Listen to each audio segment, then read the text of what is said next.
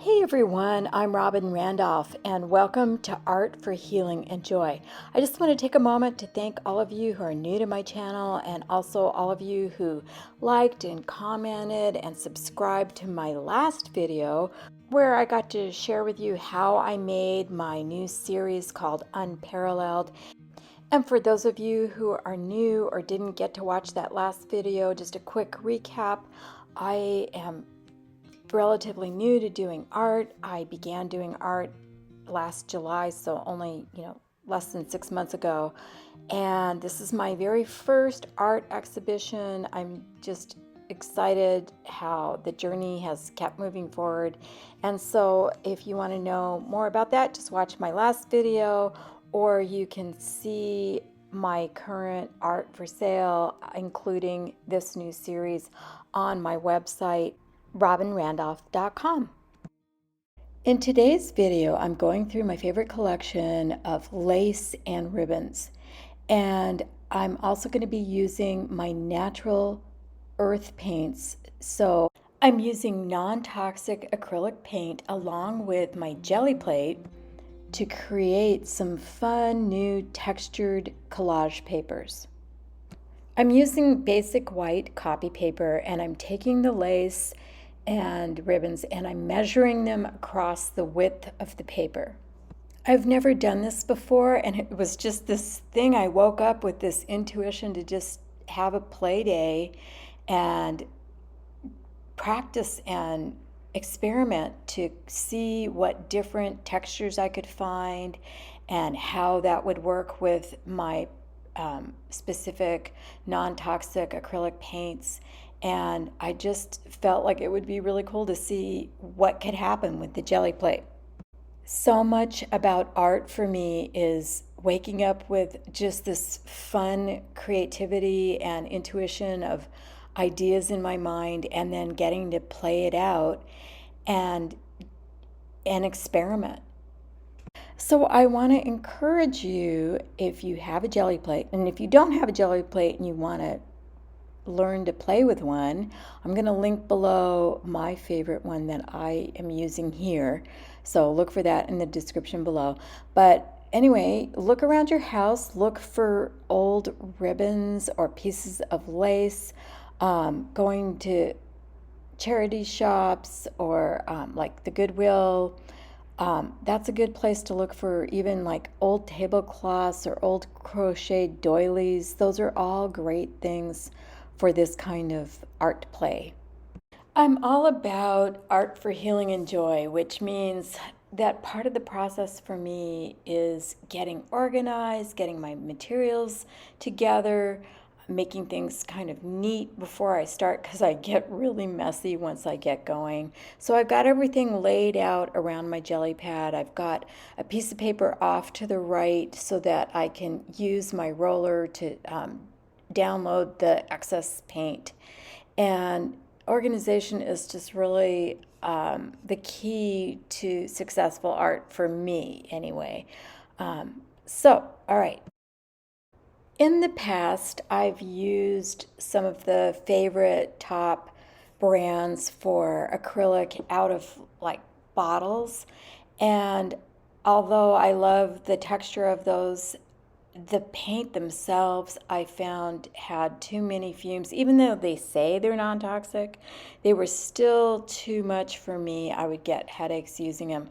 So I have just found this great way of using just little blobs of natural earth paint. Works just so great for me, as well as knowing that it's so much better for the environment to use these non-toxic paints. So I can't recommend these paints more highly. So as you can see, I just use the paper on the side there as a way to roll off any excess paint. I've rolled it on very thin on purpose, and you can see it dries very quickly, and it's kind of cloudy, but I'm going for a certain kind of look, which is sort of cloudy-ish, and I don't want it to just look like strips of lace per se. So anyway, now you can see I'm pressing the lace down into my plate. And keep in mind, I'm very new at working with the gel plate and I'm experimenting.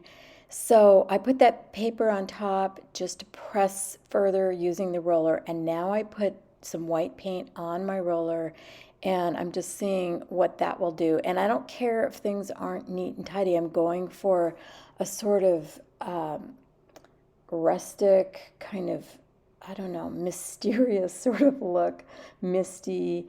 I'm just playing and just seeing what will do what. And I'm seeing what happens when I put white on top of that black. And just in that little exercise, I learned a lot about how to do this, how to press it in, what works, what doesn't work. And I really like using the roller on top of the paper. It just helps with pressing the imprint deeper into the plate. Okay, and you can see what happens when I remove it. And now, of course, just using the roller to help again to make the paper adhere better to the plate. And so that's just a start.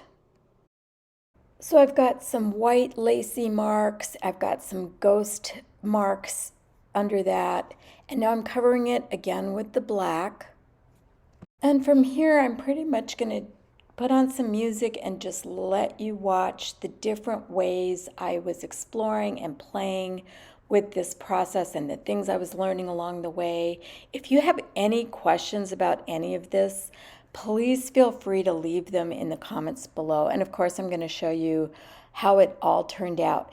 Now, I'm not sure exactly what I'm going to do with all of this. I mean, I could use some of this as Christmas wrapping paper, but I do kind of have a little tiny idea forming in my mind about my next series. So of course, I will show you whenever I create that. I'll make my new next video. But for now, I'm just playing around with this fun jelly plate. Just a little quick note about the music. Thank you. Some of you have let me know that the music was too loud when I was trying to use music and talk over it.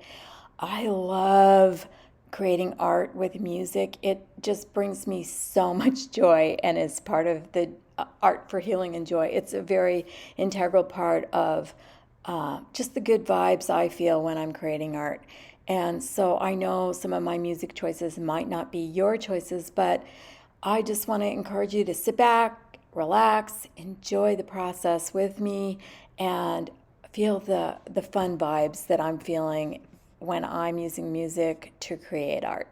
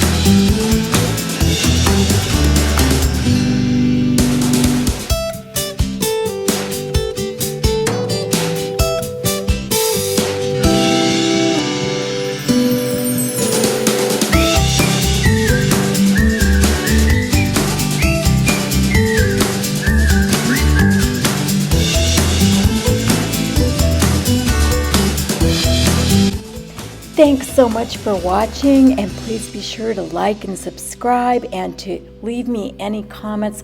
I always love to hear what you all have to say. All right, see you on the next one.